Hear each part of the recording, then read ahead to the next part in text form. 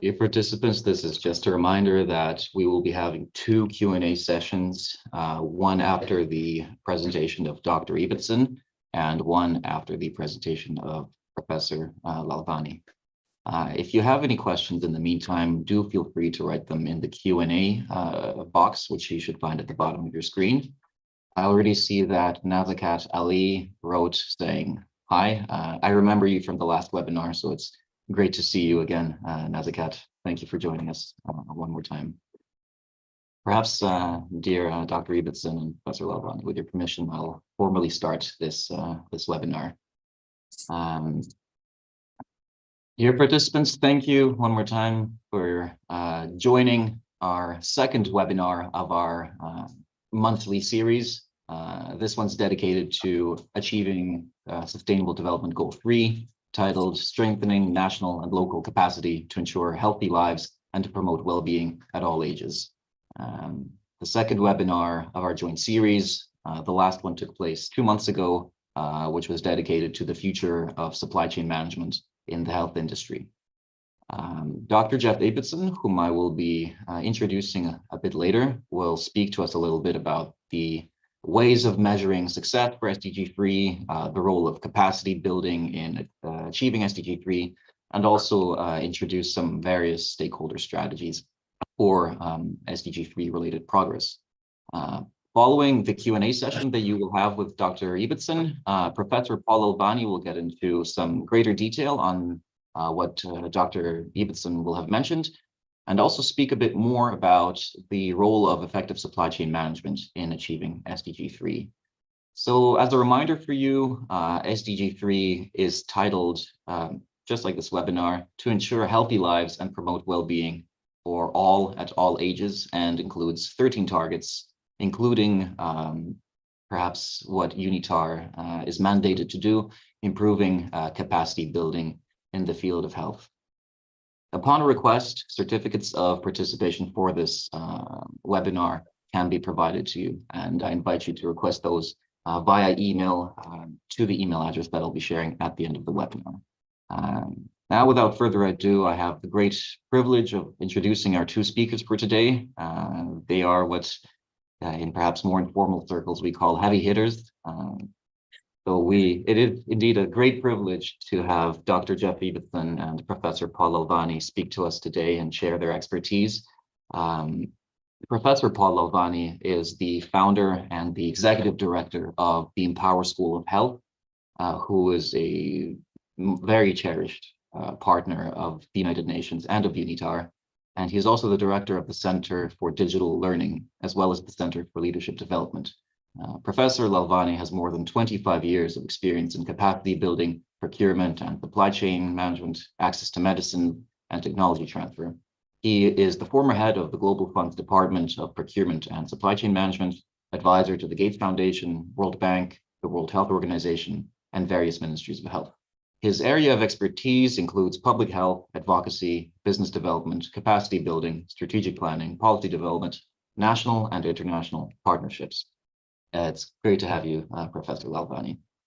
And Dr. Ibbotson serves as the executive director for the Global Surgery Foundation, which is based in Geneva, Switzerland. He is also the senior health consultant at the United Nations Institute for Training and Research. He has more than 25 years of experience in medical, humanitarian, and disaster relief work. He has served as a frontline surgeon in multiple countries and several conflict zones. He has also led disaster response activities, developed strategic programs, and guided organizational and governance reviews and restructuring. Thank you once again, both Dr. Ibbotson and Professor Lalvani, for joining us. With your permission, dear participants, I will quickly launch a brief poll just for us to get a better idea of your background, who you are, and so on and so forth. So we'll take about a minute or two for you to fill in the poll, which I've just launched now, after which we can proceed with Dr. Ibbotson's presentation.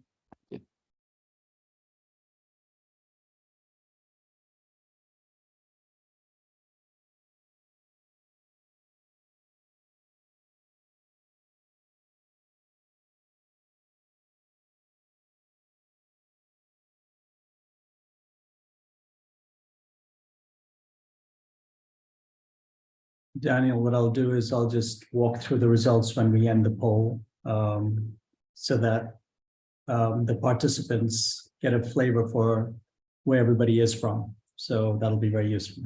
Okay. Of course.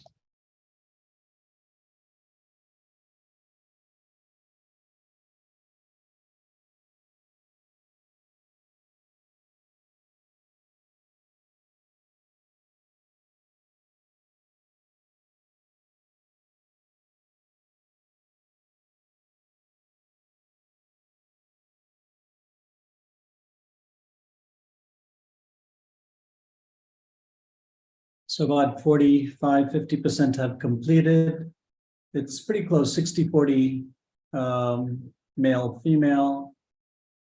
The younger group seems to be more in attendance, less than 30, which is great. When it comes to geography, interestingly, we thought we had covered all the regions, but other seems to be 60%. So I wonder which one's missing. So we've got Europe, America, Middle East, Asia, Australia, and the Pacific, and other. And within Europe, we've got Switzerland. And maybe Africa, actually, Paul, because I see that Africa is not. Yes, yes. Oversight. So let's assume other is Africa. I thought it was there. Indeed. So let's assume other is Africa. That's the only, unless it's Antarctica and the Arctic, which I doubt that too many people are from those continents. Majority of the people from health and management. Years of experience, most are young with less than 5 years. Working professionals, 65%, 25% doing both. And did years of experience show up twice? Yeah, years of experience has shown up twice. And how you heard about the webinar, Unitar email, Unitar social media, and Empower email and social media, about 1/3 each for the Unitar, and Empower email. Okay. So we are at about 72%. When we hit 75, we can pause it. It's been about 3 minutes and see if the numbers have changed significantly.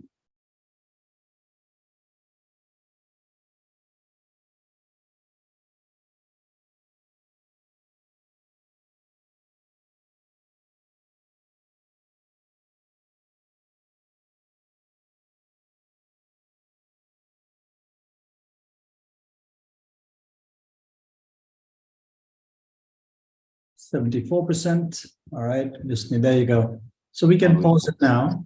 Yes. And we can someone just we should be showing.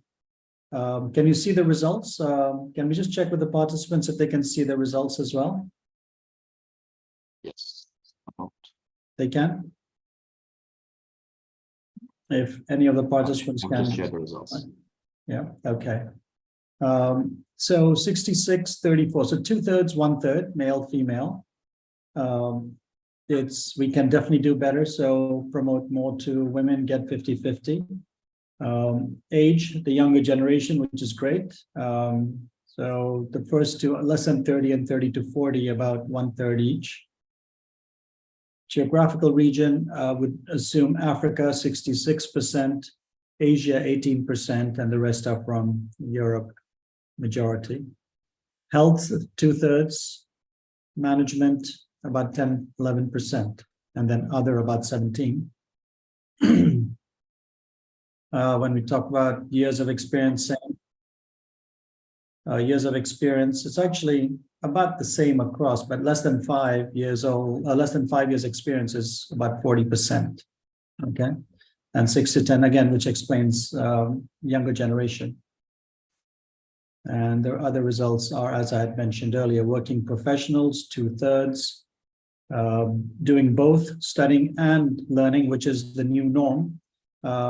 In our generation, it was study, work, retire. Now it's study, work, and keep it simultaneous, which is great. All right, that's great. Thank you very much. So you all realize where you're from, you get to know each other, and it helps us to customize our remarks as well. Thank you. Thank you very much for sharing this, Paul. So without further ado, I will now share Dr. Evidson's slideshow. I hope you can all see the presentation. Dr. Evidson, whenever you're ready to start, please feel free to take the floor. Sure, thanks. Go to the next slide. Oh, that's me. Well, maybe it's always funny to see my own face on the camera there, but so go to the next slide. But yeah, warm welcome to everyone. It's great to see so many people on this webinar, and wonderful to see the distribution regionally. And I think the fact that there are more than half of this group online is from Africa really speaks to the importance of what is happening in healthcare on the continent. And so at the Global Surgery Foundation, that's a lot of what we do as well. But and Daniel, thank you so much for the invite to speak. Paul, it's great to see you again. And I feel honored to be a co-panelist with such an eminent person as yourself. So thank you again. Just as a little bit of a background, I'm a general surgeon, trauma surgeon. Most of my career has been on the front lines in district level hospitals.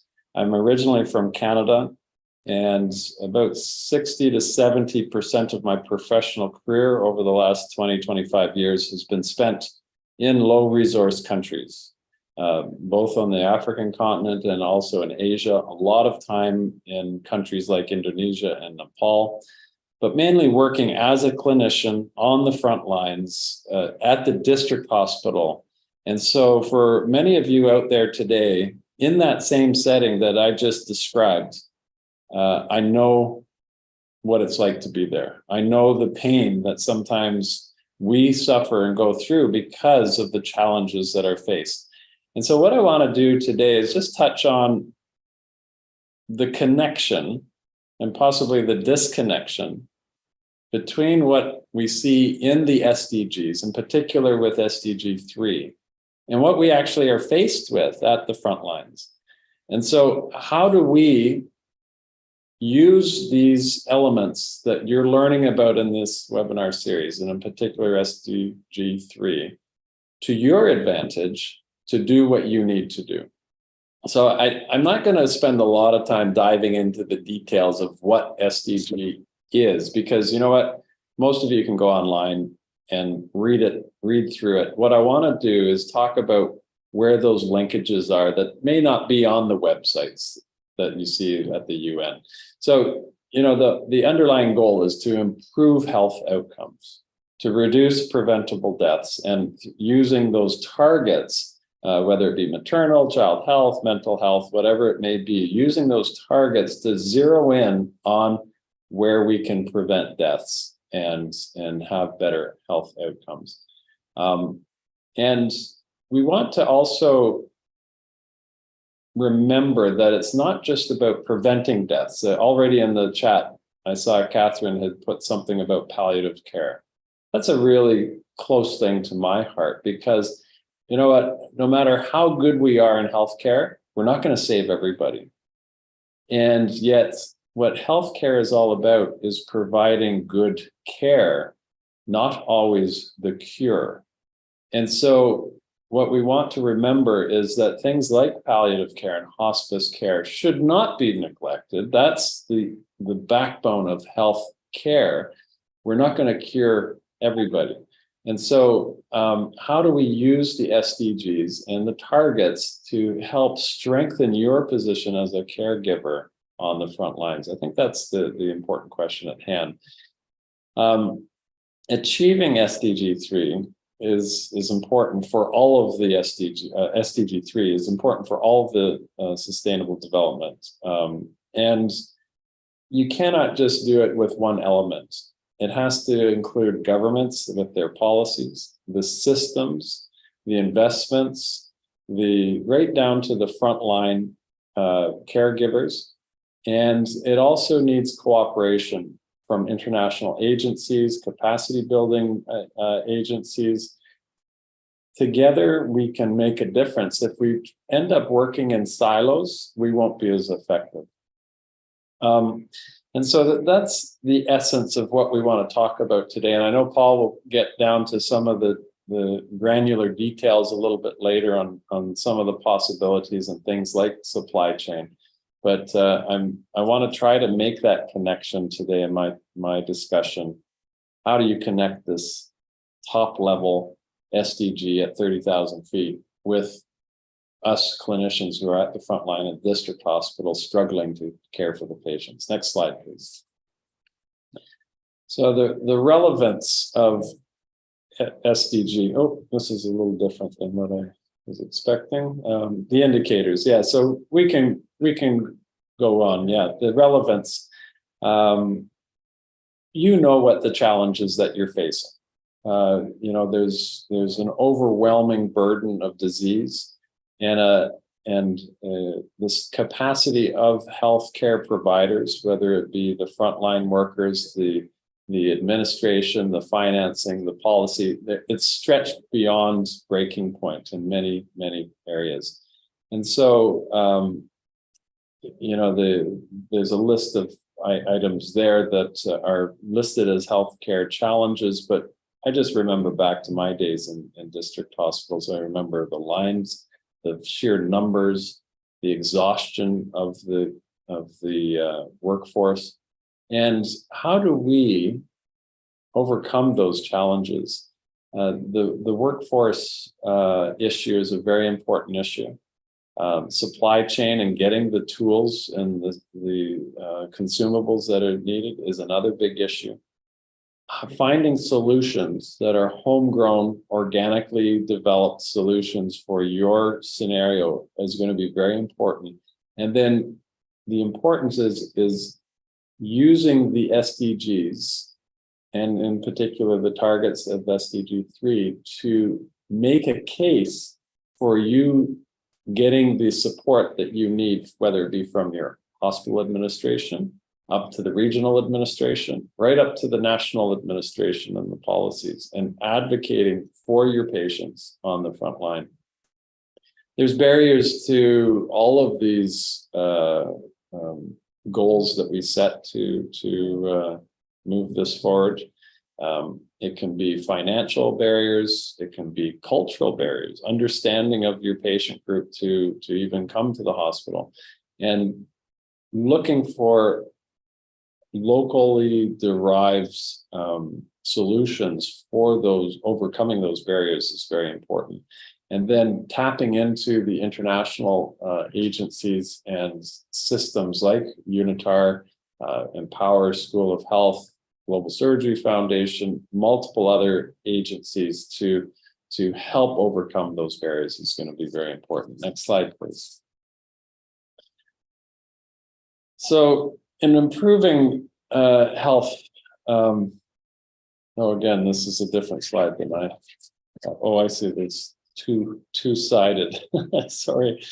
The health and capacity building, the capacity building is really quite important, because if we have a strong workforce, and in my setting as a surgeon, it's not just about the surgeon, it's more importantly about the team, the nursing care, the support staff who make sure that the system is functioning, that the materials are properly sterilized, that the pharmacy is well stocked, that the blood bank is working, that the radiology department is working. All of those aspects of a system, the capacity building needs to be done in such a way that whether you're in Switzerland, Canada, where I'm from, or Mozambique, Zambia, Rwanda, it needs to be equitable, and we need to start working forward towards that. That's the purpose of the SDGs, and in particular SDG3.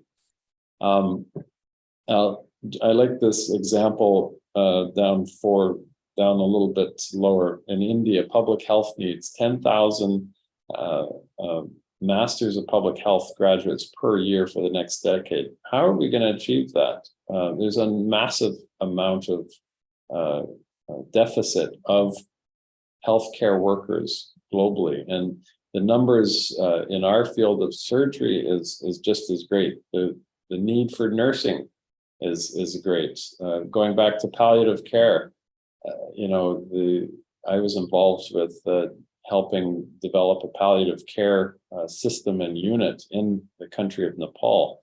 And I know from 20 years of experience of working in those settings that palliative care is just not available, but is very important to be available. So the importance of building up capacity in workforce is overwhelming. And just as an aside, I think that the reality is we need to be able to utilize innovative techniques to overcome this challenge. We're never going to be able to train all of these people immediately. And one of the things we learned very clearly during the COVID era was that digital technology can really come into play. So where does telemedicine fit in? Where there's lots of new digital technology, artificial intelligence that can really help support the frontline healthcare workers in a way that was never seen before. And COVID just accelerated that process enormously. So we need to start looking at really interesting ways of how to do that. With UNITAR, the Global Surgery Foundation is just launching the UN Global Surgery Learning Hub, so that within the sphere of surgical care systems and nursing and anesthesia, there's now a platform to build capacity in healthcare in the surgical systems arena. Next slide, please. So I think moving forward, we need to really work.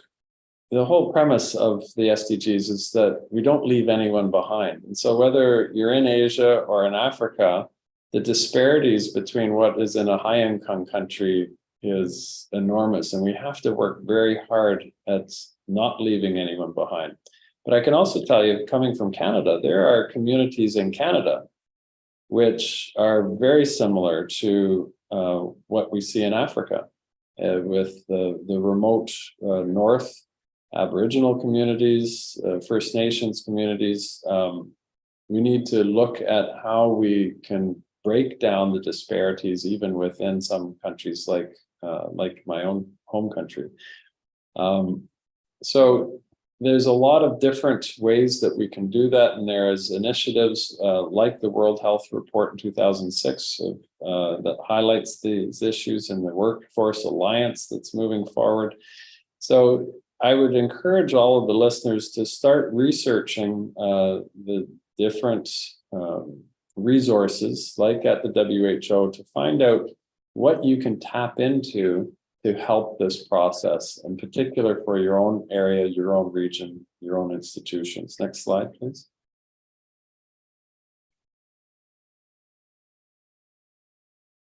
So, yeah, the question of who should be the beneficiaries of health training, at the end of the day, the beneficiaries are the patients. And I know that a lot of you out there are either administrators or healthcare providers or starting on a career towards that. We always have to keep the patient in the forefront of our minds. And if we do, then we will understand, as we do capacity building, whether it be in policy and planning or in actual clinical capacity building, supply chain capacity building, if we always keep the patient first and foremost in our mind, then that is an important aspect of it. But all of these different elements, whether it be policy and planning at the national government or regional government, bringing in community leaders so that you have civil society representation, they will actually be able to tell you what the needs are the greatest, and they come up with oftentimes the best solutions. And then working together with the communities and civil society are able to overcome the barriers that they're facing. So this is a very nice illustration of how all of those elements need to interact, but I really want to focus on keeping the patient first and keeping it patient focused. Next slide, please.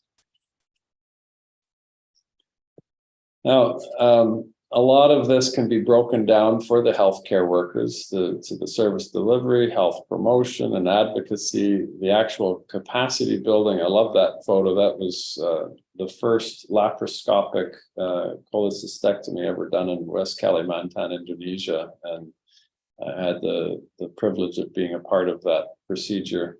And then, of course, community engagement. It's imperative that the community leaders and the patient advocates are a part of this process, because a lot of times the solutions come from that sector. Next slide, please. So you really need to keep in mind that the government mandates are for achieving good health care, and to push the message back up to the government so that they have some of the information for their policy and planning, their governance, and all in the end of the day to have health systems strengthening. Now, the lion's share of healthcare in most countries gets done at the district hospital level. The sad reality is that the district hospitals in most countries have been neglected. And a lot of attention goes into the academic tertiary settings in the capital cities. But we really need to think about how do we do health system strengthening at the district level, and then really pushing for investment at that level. And again, at the last one, multi-sectoral collaboration, if we try to do it alone, we're not going to achieve the same extent of success as if we do it together. Next slide, please.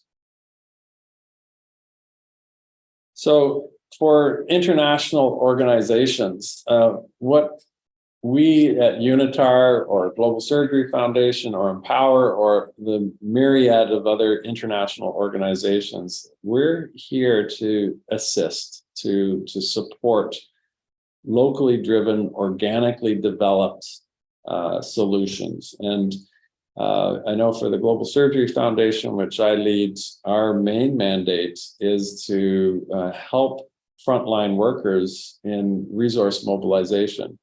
The reality is, and I know this from firsthand experience, if I'm working on the front lines, I'm just too busy to do this. I remember days where I would be doing 20 plus operations in a day and start at 7 in the morning and finish at 10 at night. When do I have time to advocate, to do training, to then do the resource mobilization? So part of our mandate as an international organization is to support and partner with frontline stakeholders to achieve those goals. So again, that's the last point on this slide. The partnerships and coordination is so important. And that's where our mandate is really important. Next slide, please. So coming back to local community leaders, this is something that if we look at the HIV story from 25 years ago, this is where they were incredibly successful. They mobilized community leaders, civil society, and patient groups to advocate for their needs in the HIV, overcoming the HIV pandemic and problems. And they've done a pretty good job if we look back on the last 20 years. So if you use that example to apply that to whatever setting you're in, whether it be in our organization, surgical care system strengthening, or like what Paul is going to talk about in supply chain, to really get the local community leaders to start working towards this and advocate. That's going to be a key to success. Next slide, please. And similarly with civil society, the same message goes. We have to have them involved, raising awareness, being involved in the education, and collaborating to help influence policy making at not only the international level at the UN and WHO, but also at the regional and national levels where you are, and having civil society have influence in a positive way there. Next slide, please. So I just want to finish, before we go into the questions, I just want to summarize the points that I find applicable. And when I was on the front lines working clinically, I always had that big question: how do we connect what's happening at the high levels of the UN, WHO, and the national government with these policies and SDGs to what is actually happening in the district level where I'm treating a patient? And making that connection is a very important first step. And I think one of the things that I've learned is that as a clinician, and I'm speaking to all of you who are on the front lines, if you learn what those targets are, those SDGs, and then use them as a credible reason for advocating for what you need in a solution, that's a first step. These SDGs were developed to give guidelines and credibility. Every country signed on to them. So your governments have signed on to them. So the targets, let's say for maternal health, have been mandated by all the governments. So use them to your advantage to try to overcome the barriers that you face in achieving the goals. I'll stop there and we can go to questions, and Daniel, I turn it back over to you. Well, thank you very much, Dr. Ibbotson. I think that the approximately 320 participants, including myself, have really learned a lot and have benefited from your experience. And I think this is reflected in the large number of inputs from the participants in the Q&A section, which is for the time being filled with positive remarks and also some questions. So Dr. Ibbotson, perhaps if you give me a moment to go through some of the questions that are in the Q&A chat. Yeah, I'm just going through some of them. Catherine again put out a point which I may expand past palliative care about access to medicine. This is one of the big things, access to medicine. Paul, you may want to talk to this as well. High prices and big pharma and control of intellectual property and copyrights and all of that is something we're going to deal with, I think, forever. How to keep advocating for that is an important thing. And you should use the SDGs as a reason for that advocation to overcome those challenges. And there are some companies that are really working towards that. We work in Unitar very much with Takeda Pharmaceuticals. Takeda Pharmaceuticals has a wonderful access to medicine program, wherein in some circumstances, they are providing all of their medications at cost. So to find those pharma who align well with the ethos of providing care is an important part. And there's no easy answer, unfortunately, but beyond the question of palliative care, this is a question for all medical personnel who are using medications and the costs of whether it be any consumable or even the equipment. And we need to work hard at finding those companies that have the same ethos to do that. Now, sustainability, the flip side of that is sustainability. Pharmas are not going to give away their medications for free either. They need to be sustainable in a sustainable business model. So finding that sweet spot of what's going to work for a low resource setting, realizing that big pharma makes big money as well, is the trick. And that's where there are international organizations that you can tap into that help that process and will help advocate for you. Thank you very much for that, Dr. Ibbotson. There's also one question from Ms. Cynthia Stewin, and Professor Lalvani, also please feel free to answer it if you also want to contribute to this question on ageism. And the question reads as following: how do you think we can address ageism? In addition, older women are forgotten in post-reproductive health, abuse, and so on and so forth. So I think what Cynthia's asking is Yeah. within the framework of what you've just said, how we can address ageism, but specifically also for women and be more inclusive in this approach. Yeah, sometimes something that worries me as I get older, who's going to take care of me when I'm older? Because there is a lot of neglect, particularly for women and particularly in low resource countries.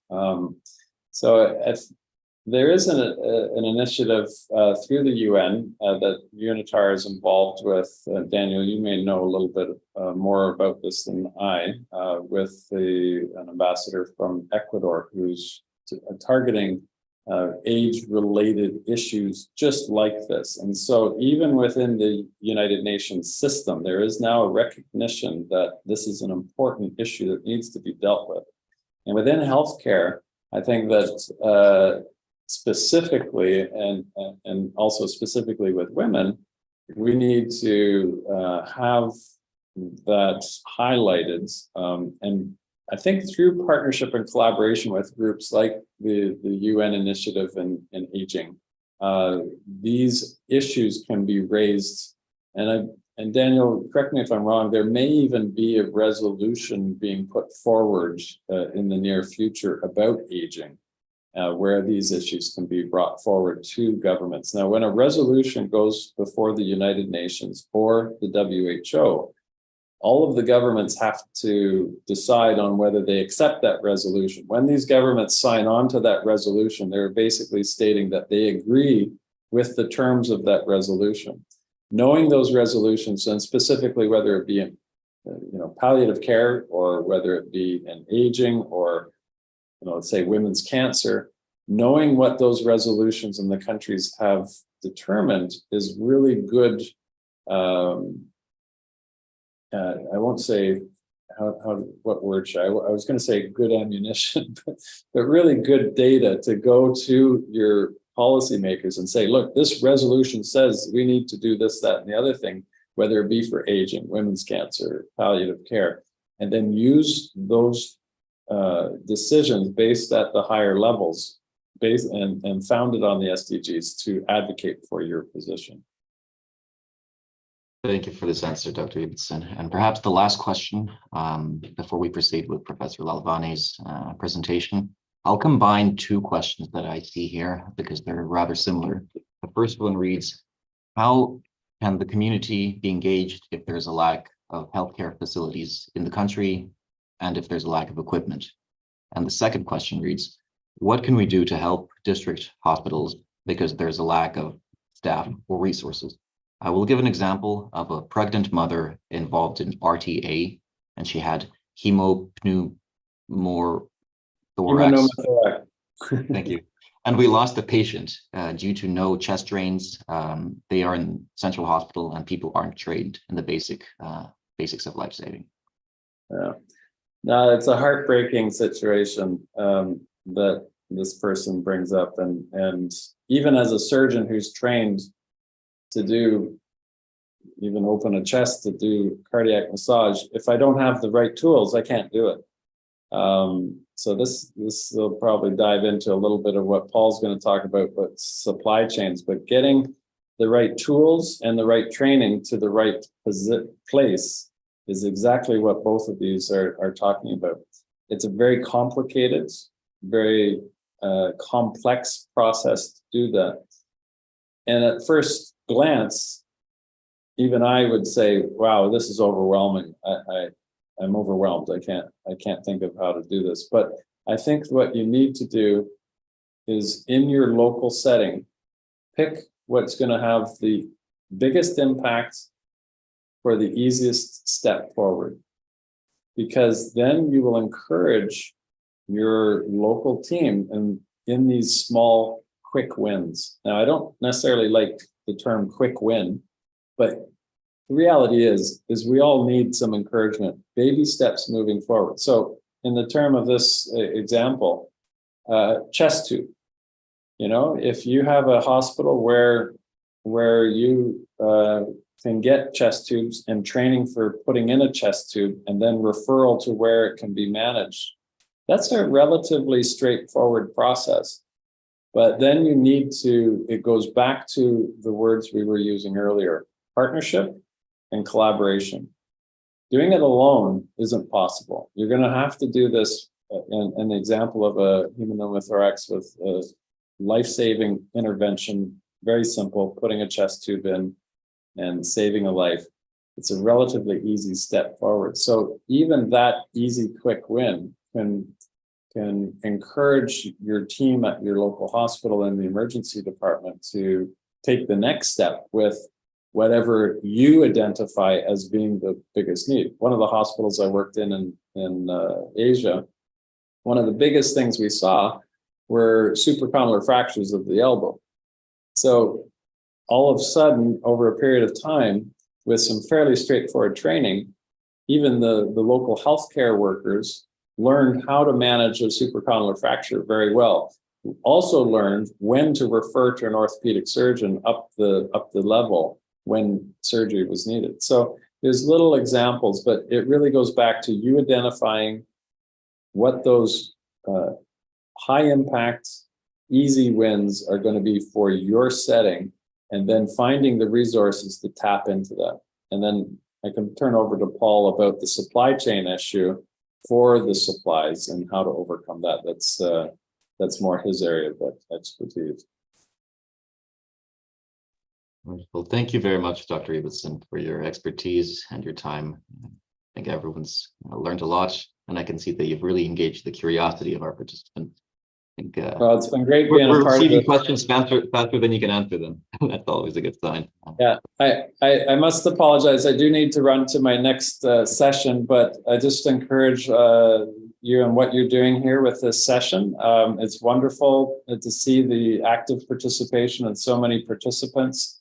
And yeah, and if for anyone who's interested in the surgical care systems, please visit the Global Surgery Foundation website. There's lots of resources there, like the Learning Hub and different events and webinars that you can take advantage of. So thanks very much, Daniel, for the invitation. And I'll turn it over to you and Paul. And I want to listen to a little bit of what Paul's saying, but then I'll have to leave. So, but thank you very much. Thank you. Professor Lalvani, please give me a moment to share my screen so I can open your presentation. Sure. So while you're doing that, let me just jump in. Jeff, really enjoyed, appreciated your comments. It sets the stage very nicely for me to build on what you mentioned. You spoke at the strategic policy level, some of the big levers that we need to work with. I'll be taking a couple of those areas to focus on. One being human resources for health, and there are several questions related to that, and I'll try and address them. And the second part is on supply chain. So those are the two areas that I'll connect on, and there were several questions related to access to medicines or access to health commodities and supply chain. Just to confirm, can you hear me okay? Yes, thank you. Okay. All right. If you could go to the next slide, please. So in order for us to achieve universal health coverage, we have to have strong health systems. And this is a classic WHO health system framework. There are variations of this, but they pretty much focus on these 6 pillars, the system building blocks: service delivery, health workforce, information, medical products, vaccines and technologies, financing, leadership, and governance. So think of these as the building blocks without which no Ministry of Health, whether developed or developing countries, can achieve the overall desired goals of universal health coverage, quality, quality assured access to health services and commodities. I'm going to give a brief introduction to 2 of these areas: health workforce and how we're thinking about this space, and then on the medical products or supply chain access frameworks as well. And I'll share a couple of frameworks. So when you leave this discussion and presentation, you'll have something to go away with, and we'll be sharing these presentations with you as well. Next slide. So human resource for health, next. So just to give you a sense of the magnitude of the need that's out there, okay? The 3 Ps, as we say, that they exist: policies, products, and people. They are evolving, transforming, changing on a regular basis. Policies, the first P, policies, guidelines, manuals. There are thousands at the global level, national level, and at the subnational level, and they'll change on a regular basis. Products. Overall, if we look at medicines, diagnostics, and devices, easily 50,000 different commodities. You throw in lab products, we're looking at almost 100,000, okay? How on earth do you expect everyone to know what is happening? And then the rate of innovation is increasing as well. And globally, it's estimated there may be 60 to 100 million health staff. And there's a shortage of staff as well. There should be a lot more, okay? So this is the environment in which we are working that we need to address and think about how we're going to achieve our human resource goals. And keeping in mind, the latest estimate is that healthcare knowledge, healthcare information, which used to double every 50 years, now appears to double every year. Every year, health knowledge that is being produced and shared is doubling every year, which means if you're out of medical school, public health schools for, let's say, 2 to 3 years, let's say 5 years, and you haven't kept up with everything in your field, you're outdated, which means dinosaurs like myself, I need to keep reading every day, keep collecting information, keep applying information. Next slide.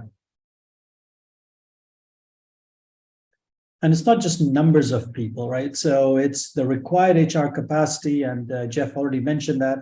We are easily 20 to 30% below the requirements. And as the population ages, as new pandemics hit us like they did previously, our need for HR, human resources, and health will increase. So required is a certain amount. What's available is perhaps a fraction of that, but which of those are effective, they're competent, is another smaller layer. So it's not just how many we have, it's how competent they are. Next. And so think of knowledge transfer as a supply chain. It is very much often knowledge and new products, new policies are created at the global level, maybe with the CDC, maybe at WHO, maybe at a manufacturer where they've come up with a new product.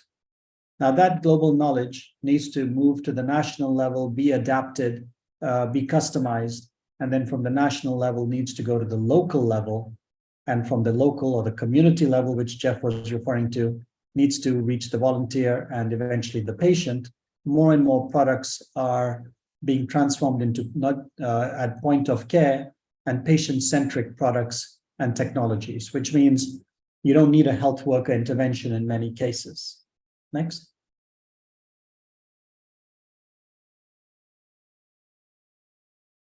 So how do we, in this situation where there is such a need of the 3 Ps which are evolving and such a high demand, how do we promote continuous, customized, scalable, and sustainable learning? So continuously available, customized by language, by topic, by person, scalable, so it goes across a country or across a region, and sustainable. Could it be run and managed by the country themselves? Could they continue the knowledge and the learning and the training by themselves? Next. So our framework. So our framework for this, and we're doing this, we are applying this approach in several countries, along with various partners, UNITAR, WHO, Global Fund, among others, is really looking at 5 components as you come up with a capacity building solution. The first one is target geography. Are you working regionally? And for example, we've worked across, there's one example where we worked with WHO across 11 countries in Asia. With another partner organization, we are working across East and Southern Africa. So are you working regionally? Are you working in a particular country? Are you solving a country solution? Are you working at the state or province level, a city level, or all the way down at maybe a district or a frontline level? Who are your beneficiaries? Are you targeting pharmacists, nurses, doctors, regulators, community health workers, etc.? Who's your target organization? Governments, professional associations, academia, civil society. Accordingly, you would be adapting the content, the learning, the approaches and strategies. And the target hierarchy. Directors and senior leaders need different kinds of information in different ways. The technical staff or the frontline staff, take a community health worker. Many of them do not have more than a sixth class or sixth standard education. So the learning and information that you would need to give to them has to be very simple, has to be more visual, and most likely they're going to be learning on handheld devices as opposed to computers. And then, of course, the thematic area, you would adapt that knowledge accordingly. Next.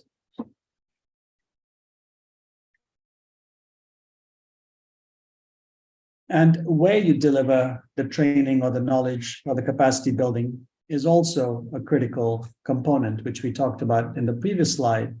And it's a 4-tier model: center, region, hospitals, and the health posts or the health centers. And based on where they are, the training formats differ. I can use a combination of physical and virtual in a city, for example. Create a smart classroom, come up with all sorts of different strategies and approaches, because I have Wi-Fi, I have hardware, I have software and connectivity. But as I go more and more to the front lines, where 80% of the health workforce lives and works, where they have very limited access to all these technologies, I need to adapt my training formats. And I'll show you a couple of examples that we are using right now. Next.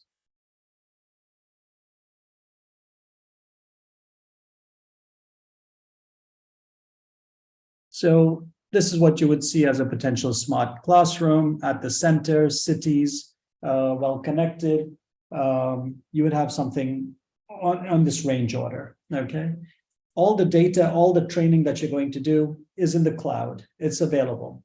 So you can pipe that down, share that information. It can be done physically, it can be done virtually. People can go home and work on it as well. Next slide. But as you go to the front lines, that same knowledge that I mentioned is on the cloud is then transferred. If they have their own devices at the front lines, that's great. And if they don't, the other option is that you take that knowledge. Let's say you're focused on reproductive health, or you're focused on any of the other SDG areas, HIV, TB, malaria. You can take that content, put it on a tablet PC, put it in a backpack, and we have a mobile classroom. And this individual can move around from community to community, village to village, and does not need access to electricity, Wi-Fi, or hardware for the next 3 days, because all that information is preloaded until he's at a place where he can update all that information. You distribute these tablet PCs, people learn from it. You normally end up first starting with digital literacy. Many of them have not seen a tablet device, and it's really exciting for them. And you can capture the information. They're not just, it's not one way. So they're learning. It shows them how well they've done, and everything that you'd be doing in an urban environment, they're able to do in a village environment, under a tree, or anywhere else. Next slide. So that's the human resources for health side. So our focus is, we are in the case of HRH, we are agnostic in terms of the particular thematic area. We provide learning systems and knowledge transfer systems. So within supply chain, which is one of our thematic areas where we have expertise, let me give you a couple of thoughts and framework and some exciting data as well. Some of it just came out from the World Bank. So these are our focus areas within supply chain, and when we talk about so when we say health commodities, we're looking at pharmaceuticals, devices, diagnostics, and medical equipment. Okay, and that would be for various disease areas and programs. Next slide. So health commodities, critical component of a public health program, and can consume 20 to 40% of a national health budget. So if you don't get the purchasing right, and if you're not efficient, you lose a lot of money of a component that's a very big element of an HR budget. And they all have, depending on where you are, if you're China or India, you have reasonably short supply chain because you produce many of these products. But if you're in Africa, you're in Latin America, and some of the other places, there are very long supply chains, and that's very risky as well. Next. Now you saw the same chart from a knowledge supply chain. It's exactly the same for a product supply chain. Most products will be manufactured in a different part of the world or in a different continent, and they need to go through this exactly the same process. So if you think of knowledge moving or products moving, they're following, of course, through in different ways. One can be knowledge is far more easily transmittable virtually, digitally, and needs physical. But products, of course, needs a physical supply chain, but it's a supply chain nonetheless. Next. So when we're thinking about access, when we're thinking about ensuring that these MDDE, medicines, devices, diagnostics, and equipment reach the right people at the right time, there are 5 key components. We have to make sure that the products are available. That's the first column. Are they affordable? Are they acceptable? Are they of the right quality? And are they used properly, rationally used? So what's interesting is when we talk about rationally used, it's the number of people who end up over, let's say, doctors over prescribing or over diagnosing, and patients overusing, pharmacists over dispensing. There's about 20 to 30% waste in irrational use. When you look at quality, you hear all sorts of challenges and problems, not just in developing countries, also in developed countries. Is it acceptable?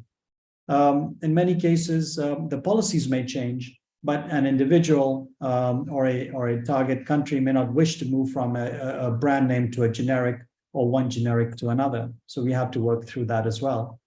And of course, affordability. There were some messages in the chat. Multinational products are often more expensive than generic products. And how do we ensure that they can be, and if it's a sole source, if it's an innovative product by a multinational, how do we ensure that you can negotiate an appropriate rate? And when there are generic options available, how do we work with that as well? Within all of these, there's the global. You have to look at them at a global level, national level, and at the point of care, the front lines. More of this in the courses that we teach, which I'll talk about in a minute. Next.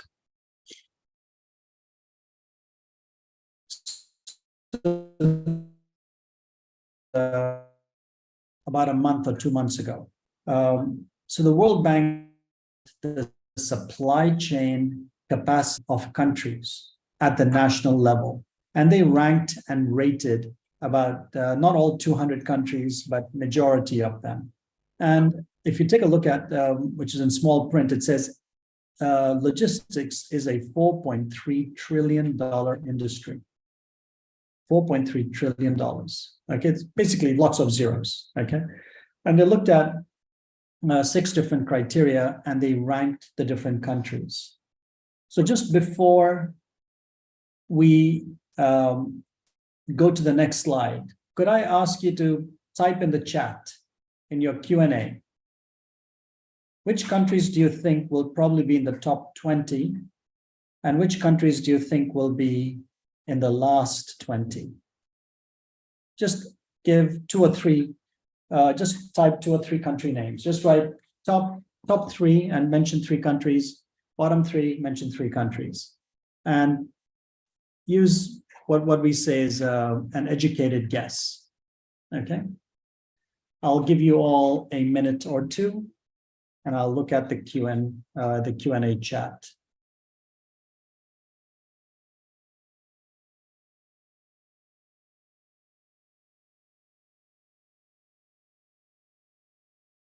Please mention, yeah, exactly. Please mention, yeah, top 3 or bottom 3, okay? Yeah, keep going.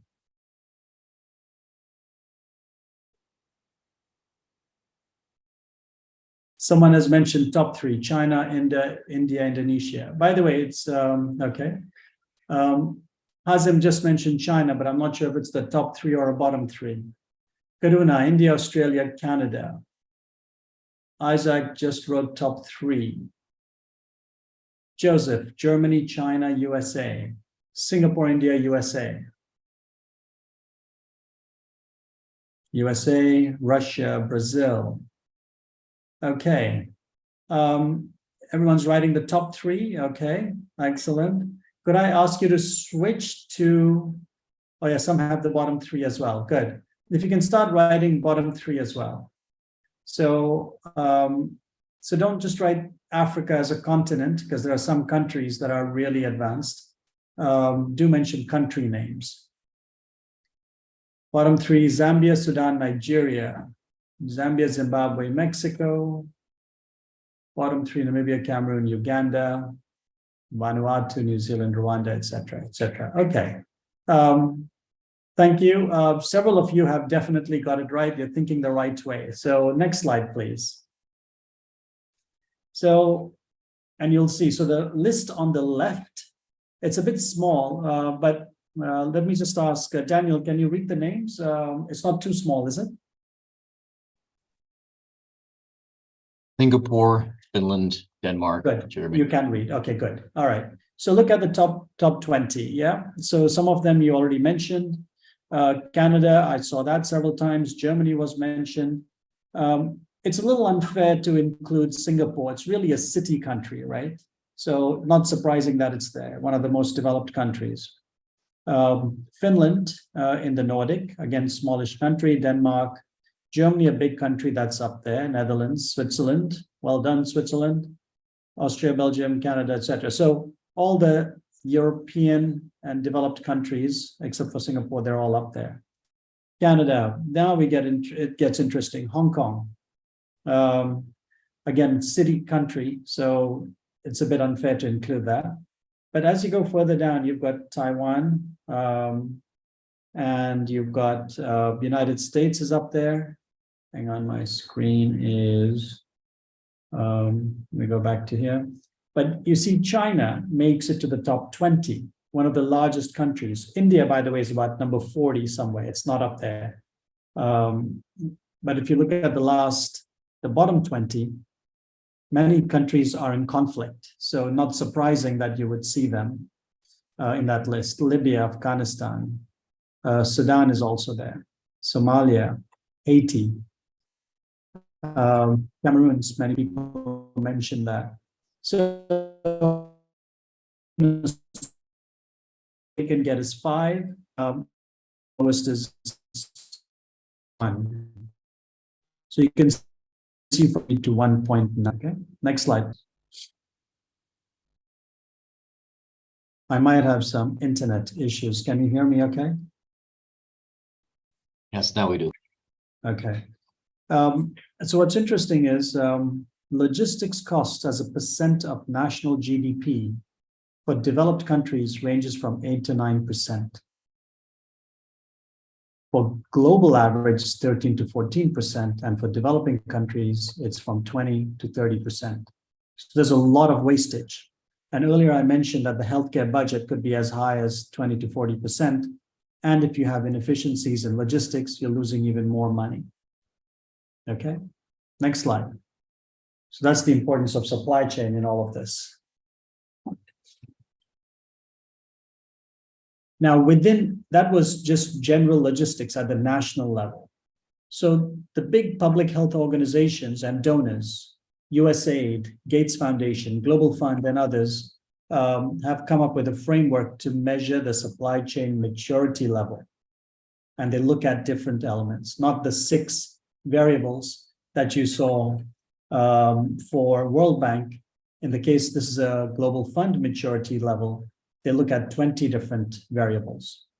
And look at the examples: import processes, product wastage, product loss, lead times, meaning how long does it take for them to get the product into the country from wherever they are, infrastructure, product availability, supply planning, et cetera, right? And if you do really well, you're ranked gold. So these would be the Germanys, the Singapores, et cetera, equivalent. This is health supply chain in developing countries, okay? But that's the gold level. And if you are emerging and early, you're given a canvas, bronze, silver, gold. All right, just to give you a sense that there are ways to measure, and this is for a particular sample country, what their numbers would look like. Next. USAID has its own framework, and they use, on the left-hand side, you see the different variables that they measure, about 8 of them: distribution, policy, finance, but then they do it at the central level all the way down to the front lines, regional warehouses, primary healthcare level, et cetera. And then you map this. With this information, what's really useful is then you are able to define what kind of interventions you're going to apply in which aspect of that country and how you're going to help strengthen them. Next slide.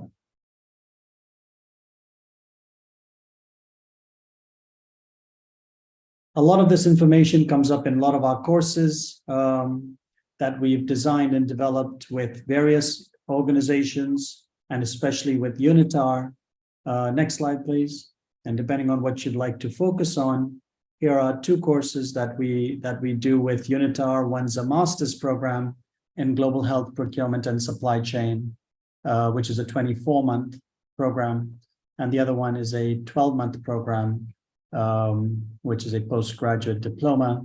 So a lot of this information, the frameworks and approaches would be available, and it's on the UNITAR website and the Empower website.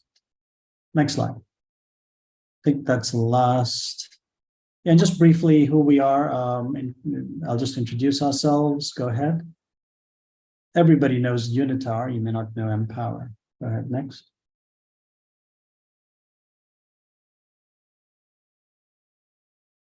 So Empower School of Health, we're headquartered out of Geneva and with project offices across Asia and Africa.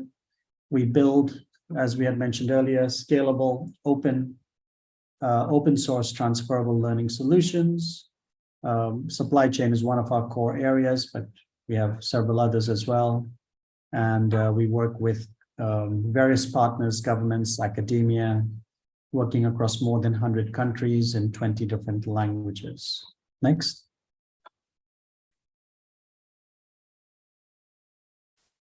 These are some of our government, academia, UN agencies, and NGOs that we work with, and the various donors at the bottom as well. Next. Some of our global advisors. Really, it's about understanding from these leaders who've led countries, for example, His Excellency President Kufuor, to former ministers of health, like Dr. Nora Berra on the bottom left, former Minister of Health of France, or Dr. Magda Robalo, former Minister of Health of Guinea-Bissau, and various secretaries of health. We've also got Alex Meha, the director at UNITAR, in charge of peoples, and former head of the Gates Foundation, women who are heads of or leading some of the Lancet Commission, etc. So really advised by the top talent to help us understand what we should be focusing on and how we should be working. Next.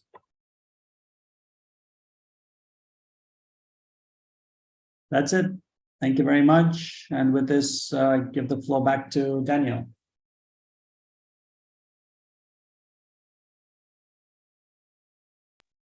Thank you very much, Professor Lalvani, for this extremely interesting talk. In fact, I take this opportunity, since you've mentioned the master's program and the postgraduate diploma, to point out that many of the questions that I've seen in the Q&A were actually asking both yourself, Professor Lalvani, and also Dr. Ibbotson. Well, you know, everything that you say sounds really interesting, it sounds great, but how can we actually create a capacity building initiative, especially for people or participants, students from marginalized elements of society, from disadvantaged locations. And Pastor Lalvani, please feel free to add to what I'm going to say, but that's exactly the reason why we created this master's program, postgraduate diploma. It's fully online, fully asynchronous, self-paced, and it's designed, in fact, for this kind of demographic. It's going very successfully so far, something we're very proud of. And a lot of what Professor Lalvani said today, a lot of what Dr. Ibbotson mentioned today is actually included in the syllabus of both of these courses. So I believe that my colleague Iman has already shared the links in the group chat for you to register, and also the email of the person whom you can write to in case you have any questions about how to register, our policy on partial scholarships, for example, how to pay in installments if need be, and so on and so forth. So perhaps before we move on to the Q&A session and close, Professor Lalvani, if you have anything else to add about these two joint programs that we do. Right. No, it's just to emphasize the area of procurement and supply chain, or access to medicines more broadly, has been highlighted at the global levels by heads of state in the World Health Assembly, which is happening next month. And what was noticed was during this past pandemic, health supply chains that were already weak were decimated when the pandemics hit.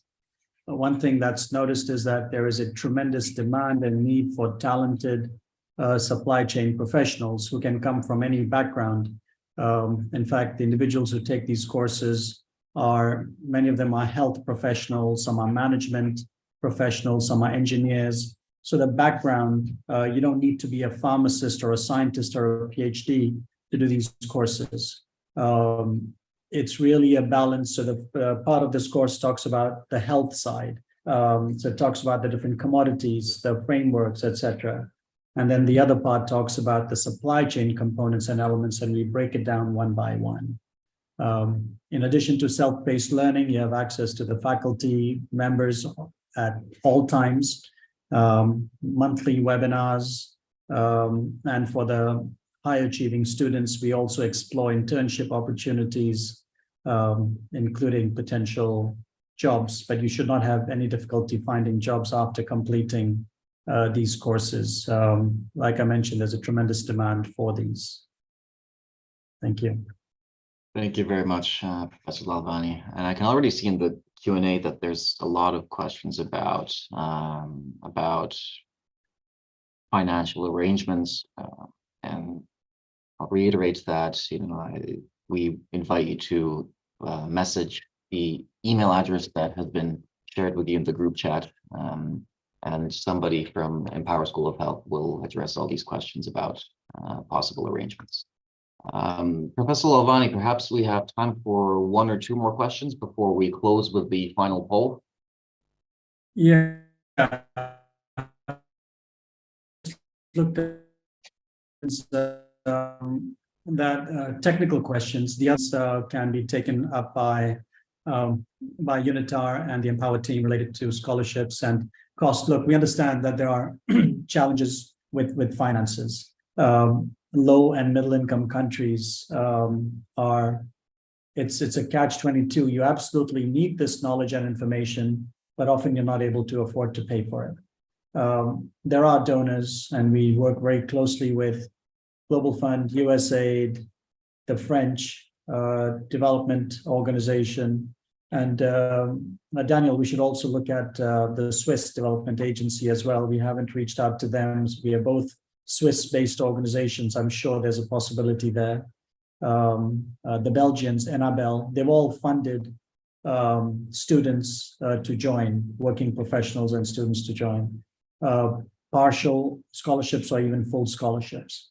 And often we'll also guide you to reach out to some of these donors in your country as well, while we can try and reach out to them at the global level. So indeed, we'll provide whatever assistance we can from that point of view. From the technical questions, I see one from Catherine about opioid supply chains. Catherine, we have a just very general information. We don't dig into the opioids. It is a vital area. It's a major gap, major challenge. Some time ago, we did work with UNODC and others on the supply chain for opioids. It's a very challenging area and a very important area as well. It's both life-saving and high risk. So happy to explore developing short courses around that if that is useful. Please reach out. Reach out to Unitar, reach out to us. Happy to do that. You can just post our email. Well, we have the email contacts, info, etc. Just whatever's been posted, and it'll reach me as well. Okay. Let me see if there's any other question that's technical in nature. For countries who are currently experiencing major challenges in terms of human resources for health, can you share key strategies or successful examples that helped address this? What I will do is I'll send some, it says anonymous attendee, unfortunately. But what we can do is, Daniel, when we do send an email out at the end of this, include that as one of the links and information that goes to everybody as well. Okay. What about vaccines for COVID? What about them? What is the question, Cynthia? Can you just... I know late by...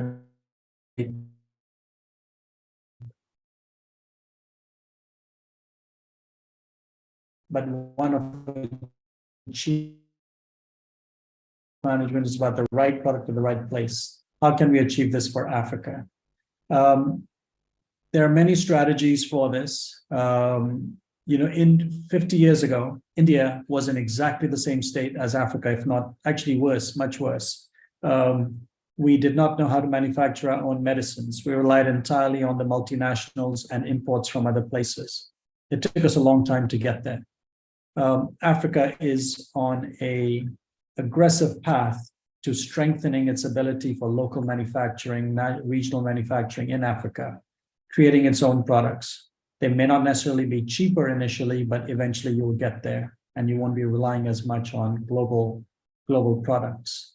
It is a long walk to continuous access to these products. It requires that framework that we talked about, the affordable, available, accessible, etc. It's that applying that framework one by one for each particular country.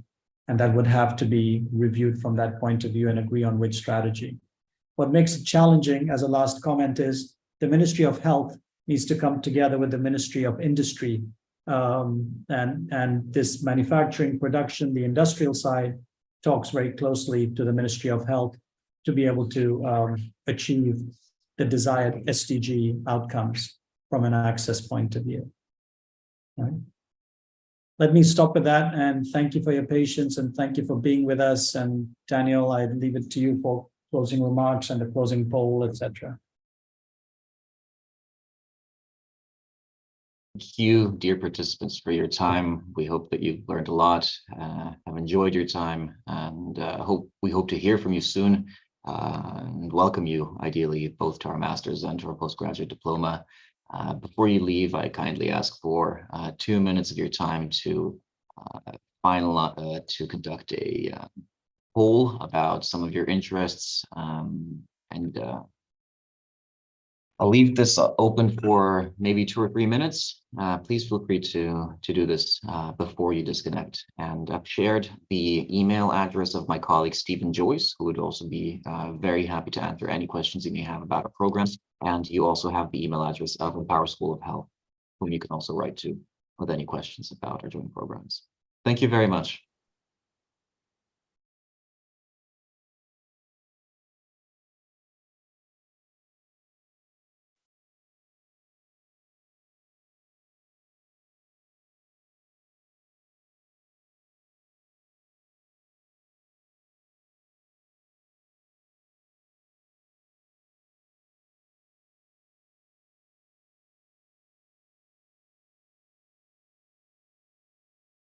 So far, it says, was this information useful? About 25% have replied. All have said yes.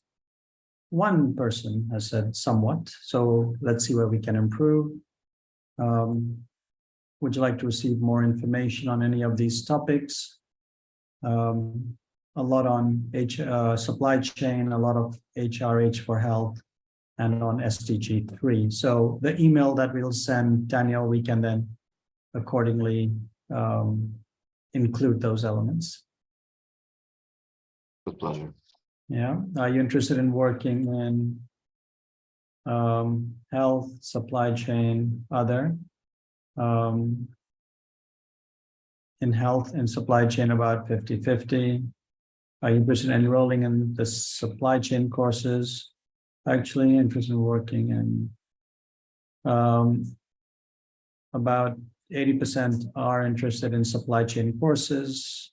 That's great because honestly, there is such a lack of professionals in the space.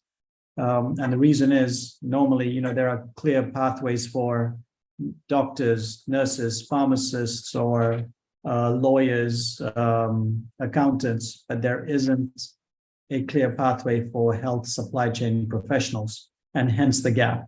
So this is something that we are addressing at the global level and at the national level as well. Which topics are you interested in? Digital health, global health, 1/3 in global health, pharmaceutical management, also 1/3. That's interesting. Health leadership. I thought we had included communication as well. It doesn't seem to be there. Maybe it will be in other. There are some other answers as well. Okay. We're at 67%. We'll just wait to 75%. And this is extremely useful for us so that when we do the next webinar or the next course and bring in top-rated speakers, they would be more attuned to your needs. Okay.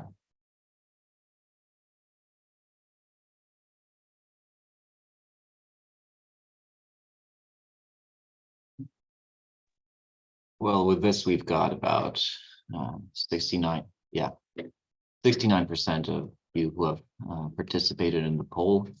We won't be taking up any more of your time. And thank you once again for attending this webinar, for participating in the polls, for your excellent questions. And we look forward to seeing you in the future. Have a good day. Thank you, everybody.